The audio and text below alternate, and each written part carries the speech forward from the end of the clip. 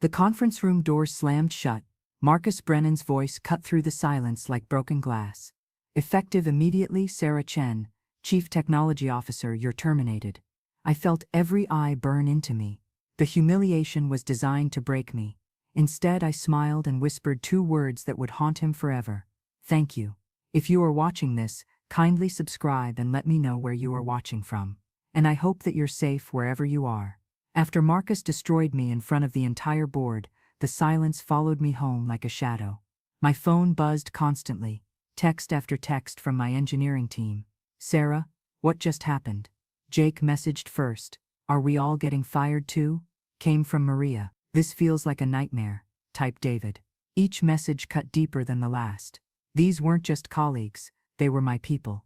The brilliant minds I'd protected through 3 budget cuts, the ones who trusted me to shield them from corporate politics while they built something revolutionary. I sat in my apartment staring at the messages I couldn't answer. What could I tell them? That their leader was now unemployed. That the CTO who promised to fight for them had been publicly executed. The doubt crept in slowly. Maybe Marcus was right. Maybe I was just an obstacle. Maybe a real leader wouldn't have been blindsided like this. The thoughts spiraled, each one darker than the last. My laptop sat closed on the kitchen table. Inside it were 6 years of work, 6 years of late nights, missed dinners, canceled vacations, all for Quantum Dynamics, the company that just threw me away like expired software. The worst part wasn't the firing. It was the timing. Marcus had waited until after the quarterly review, after my team delivered the neural processing platform ahead of schedule, after investors praised our innovation as the future of computing. He'd used my success as his stepping stone, then kicked the ladder away. I opened a bottle of wine and poured a glass with shaking hands. The apartment felt smaller than usual. The walls seemed to press closer with each sip. This was supposed to be my victory lap, not my funeral. But then my phone buzzed one more time. A message from an unknown number. They don't know about the Mumbai filing, do they? My blood ran cold.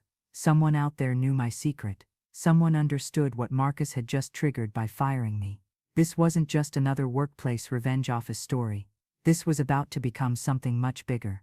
2 years ago, during Quantum Dynamics' worst financial crisis, I'd made a decision that saved the company, and now it was about to destroy them. The memory hit me like lightning. March 2023. Budget cuts were slashing our R&D department in half. Marcus, still just a VP then, was pushing to outsource our core development to cheaper contractors overseas. It's the only way to survive, he'd argued in that same conference room where he'd just fired me. But I knew better. Outsourcing meant losing control. It meant exposing our breakthrough neural processing algorithms to competitors. It meant watching 6 years of innovation get carved up and sold to the highest bidder. So I'd worked through the night, drafting documents nobody bothered to read. While the executives focused on cutting costs, I focused on protecting our future. I filed the core patents under a subsidiary I'd quietly established in Mumbai, Synapse Innovations Private Limited. My company. The paperwork was buried in a stack of routine legal filings. Just another cost-saving measure, they assumed. Great work streamlining our international structure, the CFO had said, signing without reading. What they'd actually approved was transferring ownership of our most valuable intellectual property to an entity I controlled. If I ever left the company, voluntarily or otherwise, the patents would revert to me personally. It was my insurance policy against exactly what Marcus had just done. I pulled out my laptop and opened the folder I hadn't touched in months. There it was, glowing on the screen. Patent application US 11, 247,893. Neural processing architecture for quantum computing applications, filed under Synapse Innovations, owned by Sarah Chen. The same technology that powered Quantum Dynamics' entire platform. The same breakthrough that made us worth $12 billion on paper. The same innovation that Marcus had just tried to steal by erasing me from the company. My hands weren't shaking anymore. The wine glass sat forgotten as I scrolled through page after page of legal documentation. Every signature, every approval, every rubber stamp that had made this possible. Marcus thought he was clever. Fire the architect and keep the building. But what he didn't realize was that I'd built this house on my land, and he'd just evicted himself from my property. This Reddit revenge story was about to write itself. The only question now was how far I was willing to go to collect what was mine. The next morning brought clarity like I'd never experienced. While Marcus slept soundly in his executive suite, believing he'd eliminated his biggest threat, I was building the case that would bury him. My dining table became war room headquarters. Contracts, patents, emails, and legal briefs spread across every inch. The paper trail was beautiful in its completeness. Every decision, every signature, every moment that had led to this reckoning. The loneliness was crushing. No colleagues to bounce ideas off. No team meetings to energize me. Just me, my laptop, and the devastating truth Marcus had handed me on a silver platter. I started with the patent filing from Mumbai. Page by page, I verified every detail. The neural processing algorithms were mine. The quantum integration protocols were mine. The entire technological foundation that made quantum dynamics valuable was sitting in my personal portfolio. But ownership meant nothing without enforcement. I needed to understand exactly what Marcus had triggered by terminating me. That's when I found it, buried in Section 847B of the subsidiary agreement. Upon termination of primary architect from parent company, all licensing agreements become void pending renegotiation with patent holder. My heart stopped. I read it again, slower this time. Then again, the legal language was crystal clear. By firing me, Marcus hadn't just lost an employee. He terminated Quantum Dynamics' right to use their own technology. Every demo, every client presentation, every investor meeting they'd planned was now built on borrowed time. Without my authorization, their entire platform would shut down within 72 hours. The automatic licensing protocols I'd built into the system were designed to protect against exactly this scenario. I leaned back in my chair, overwhelmed by the magnitude of what was about to happen. This wasn't just office karma. This was corporate justice on a scale that would reshape the entire industry. My phone buzzed with another text from Jake. "Sarah, they're planning a big demo for investors tomorrow. Marcus is promising them the neural processing breakthrough will revolutionize everything." I almost laughed out loud. Marcus was about to promise investors technology he no longer had the right to use. He was going to stand on that stage, full of confidence and arrogance, and watch his entire empire collapse in real time.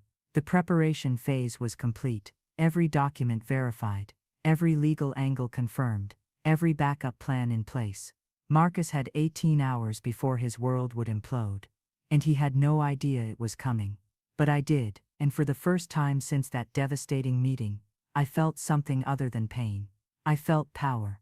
At exactly 9 a.m., Marcus stepped onto the stage in Quantum Dynamics' main auditorium.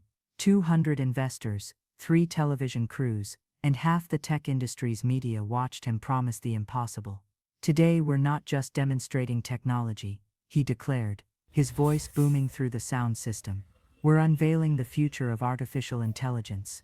I wasn't there in person. I was watching from my apartment, streaming the live broadcast while tracking system status on my laptop. The irony was delicious. Marcus was about to discover that the future belonged to someone else entirely. Behind him, a massive screen displayed our neural processing platform, clean interfaces, elegant algorithms, 6 years of my life's work presented as his crowning achievement. The audience leaned forward in anticipation. "Let me show you what true innovation looks like," Marcus continued, gesturing toward the demonstration setup. That's when my phone chimed. A system alert I'd programmed 2 years ago, hoping I'd never need it. License verification failed. All services suspended pending authorization. On the big screen behind Marcus, the elegant interface flickered. Once, twice, then displayed a message that made my heart sing. "System access denied. Contact patent holder for authorization." The audience murmured. A few phones came out as people started recording. Marcus, still oblivious, tapped frantically at the demonstration tablet. "Just a minor technical glitch," he announced, his voice already losing confidence. "We'll have this resolved in just a moment." But moments turned to minutes. Minutes turned to an eternity of uncomfortable silence as Marcus and his technical team scrambled to understand what was happening. Every screen in the auditorium displayed the same devastating message. I watched his face transform from confidence to confusion to growing panic. This was better than any revenge fantasy I could have imagined. This was a masterclass in office karma, broadcast live to the entire industry. "Ladies and gentlemen, A voice called from the audience. Are you saying you've lost access to your own technology? Marcus froze, his mouth opened and closed like a fish gasping for air. The question hung in the room like smoke from a fire he couldn't extinguish. No, absolutely not, he stammered. This is we're experiencing some server issues that will be resolved shortly. But I knew better. And soon so would everyone else in that room. The system wasn't experiencing issues. The system was working exactly as designed, protecting itself from unauthorized users, which as of yesterday, included Marcus Brennan and every employee of Quantum Dynamics. The stream continued for another agonizing 20 minutes as Marcus's world crumbled in real time. Investors whispered among themselves, reporters typed furiously on their phones, and somewhere in Silicon Valley, a fired CTO smiled for the first time in 48 hours. Tell me, which moment hit you hardest so far? Marcus confidently promising the impossible, or the look on his face when reality crashed the party. The phone rang at 6:47 a.m. I let it go to voicemail.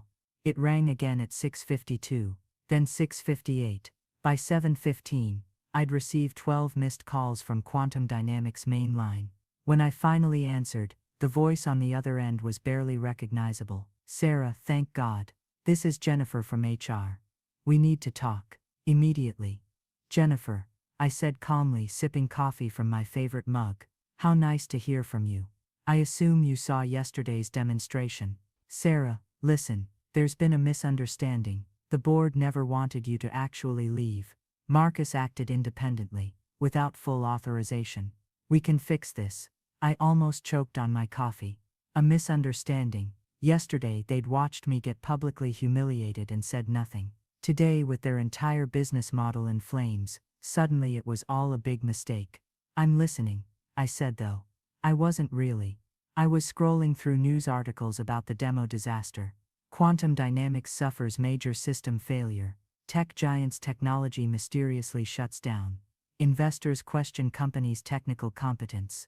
We're prepared to offer you a significant compensation increase, full reinstatement as CTO, stock options, whatever it takes to make this right. The desperation in her voice was intoxicating. This was what real power felt like. Not the fake authority that came with corporate titles, but the genuine leverage that came from holding something people desperately needed. And Marcus? I asked. Marcus is. The board is reviewing his status, but you're our priority right now. Can you come in today? We need to get the system back online immediately. I walked to my window, looking out at the city where I'd spent the last 6 years building someone else's empire. The morning sun felt warmer than it had in months. Jennifer, I appreciate the call, but I'm not interested in coming back. Sarah, please, be reasonable. We can work through this. Name your price.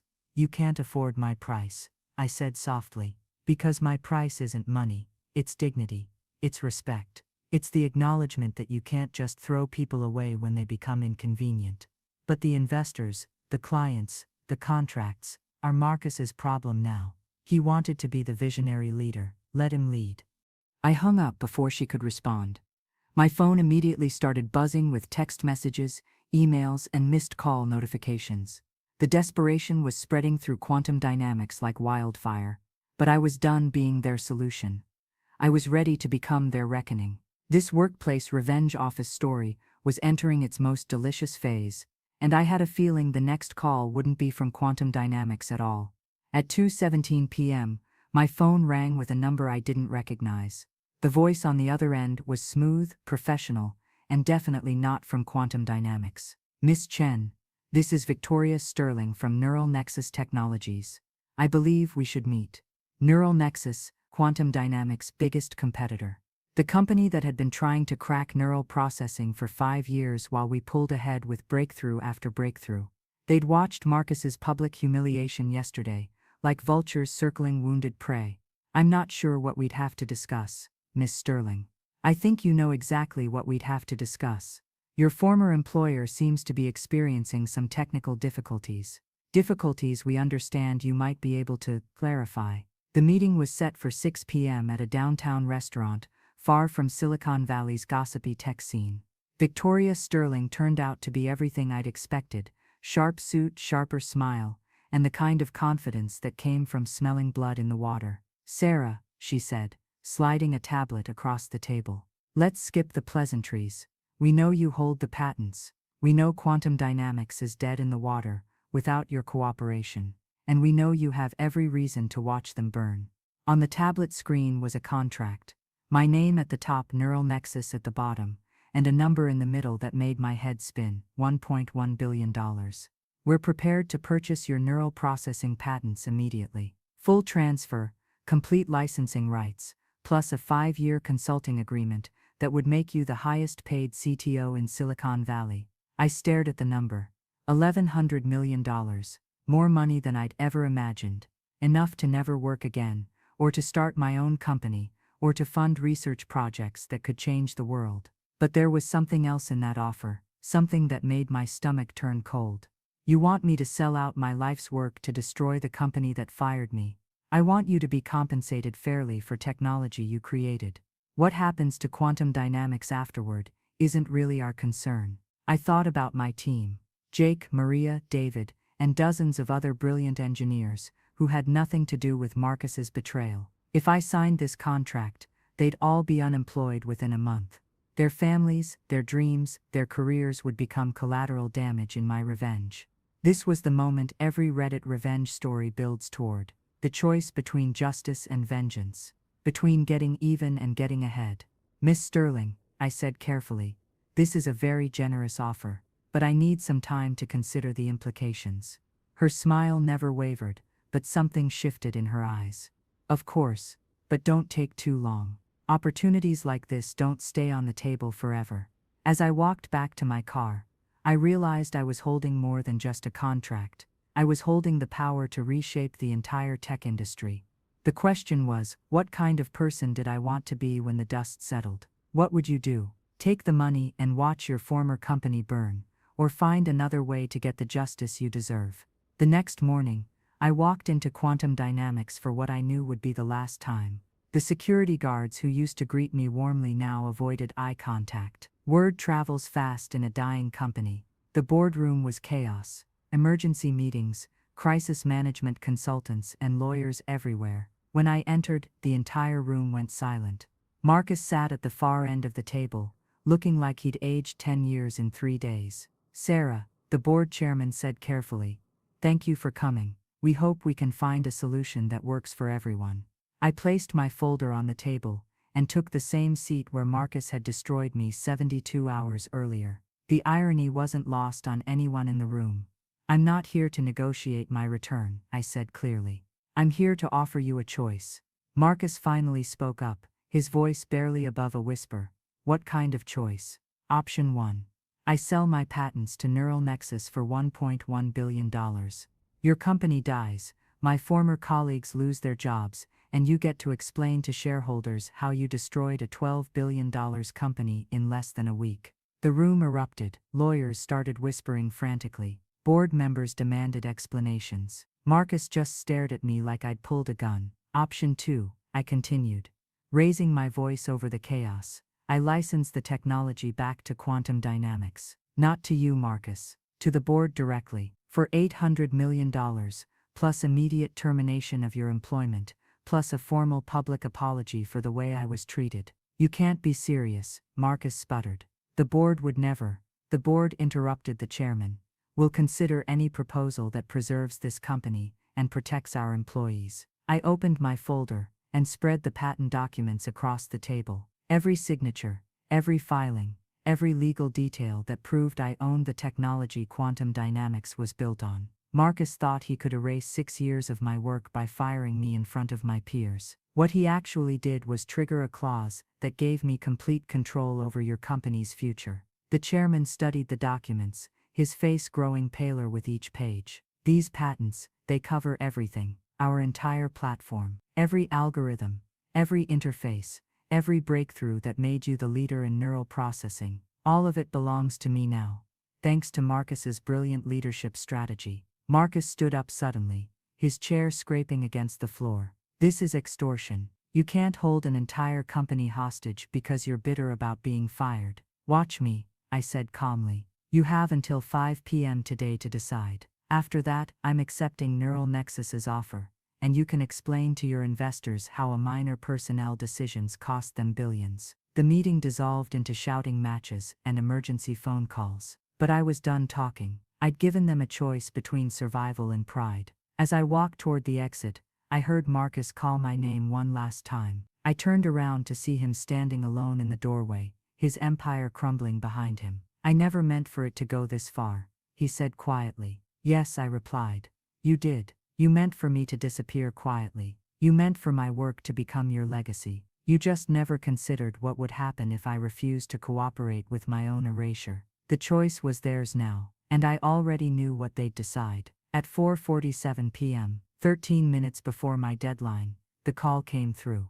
"Sarah, this is the chairman. The board has voted. Marcus Brennan has been terminated as CEO effective immediately. We accept your licensing terms." I closed my laptop and smiled. Not a vindictive grin, but something deeper. The satisfaction that comes from proving that competence matters more than politics, that substance beats style, and that sometimes the best revenge is simply refusing to let someone steal your life's work. The press conference was scheduled for the next morning. Marcus was notably absent as the board announced the strategic restructuring that would keep Quantum Dynamics operational. They spun it as a mutual agreement, a positive step forward for the company. I stood at the podium, looking out at the same reporters who'd witnessed Marcus's humiliation just days earlier. But this wasn't about humiliation anymore. This was about setting the record straight. 3 days ago, I was terminated from Quantum Dynamics in a manner designed to erase my contributions to this company's success. Today I'm proud to announce that those contributions will continue through a licensing agreement that preserves jobs, protects innovation, and ensures that the technology we built together remains in service of progress, not ego.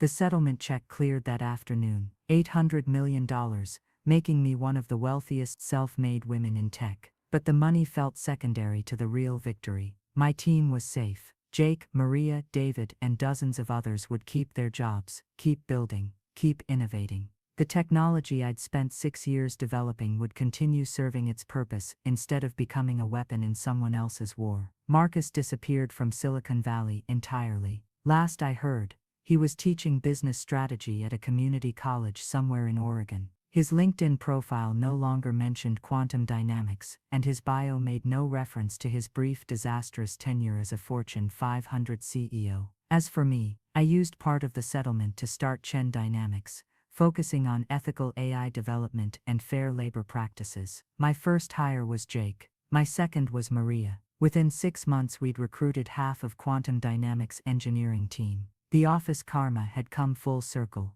but not in the way I'd originally imagined. Real justice isn't about destroying your enemies. It's about building something better from the wreckage of their mistakes. Looking back now, I realize Marcus did me a favor. Not intentionally, of course, but by firing me, he forced me to discover my own power. He showed me that my value wasn't tied to a corporate title or someone else's approval. It was built into every line of code I'd written, every problem I'd solved, every innovation I'd created. The Reddit revenge story everyone expected would have ended with Marcus's humiliation and my vindictive victory. But the best workplace revenge office story is the one where everyone learns something valuable, even if they learn it the hard way. 6 months later, I received an email from an unexpected source, Marcus himself. "Sarah," it read, "I know I have no right to ask for your forgiveness, and I'm not looking for a response. I just wanted you to know that losing everything taught me something I should have learned years ago.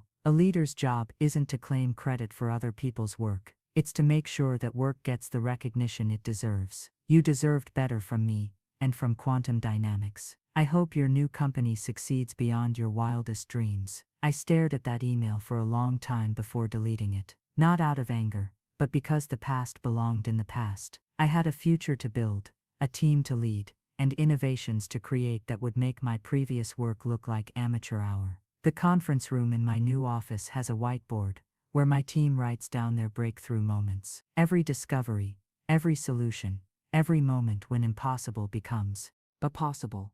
At the top, in permanent marker, someone wrote a quote that makes me smile every time I see it. "The best revenge is building something so incredible that your former boss has to use it as a case study in business school." Chen Dynamics went public 18 months later, valued at $3.2 billion. Not bad for a company started by someone who was supposedly too difficult to manage. Our neural processing technology now powers systems in medical research, climate modeling, and space exploration. The work that Marcus tried to steal is now helping cure diseases and explore the universe. And every morning when I walk into my office, past the wall of patents bearing my name, I remember the moment when I whispered thank you in that boardroom.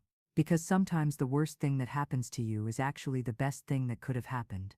The final twist came 2 years later. Quantum Dynamics, now thriving under new leadership, approached Chen Dynamics about a merger.